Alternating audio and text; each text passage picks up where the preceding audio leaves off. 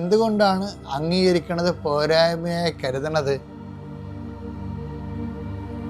ദൈവത്തെക്കാൾ വലിയ ദൈവമായിട്ട് വേറെ ആരെയോ കരുതണത് കൊണ്ടാണ്.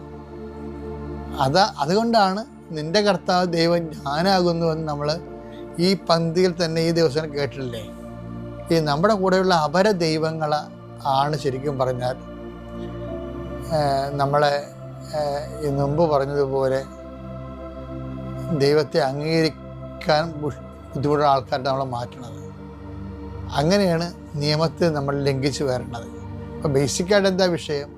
അപരദൈവമാണ് വിഷയം. പക്ഷേ ദൈവത്തിനേക്കാൾ പ്രാധാന്യം നമ്മൾ വ്യക്തികൾക്ക് കൊടുക്കും ചിലപ്പോൾ. ഇപ്പോൾ ദൈവത്തേക്കാൾ പ്രാധാന്യമോ ആ ദൈവത്തിലുള്ള വിശ്വാസത്തേക്കാൾ പ്രാധാന്യമോ വേറെ വ്യക്തികൾക്ക് കൊടുക്കും. അപ്പോൾ സ്വാഭാവികമായിട്ടും നിയമലംഘനം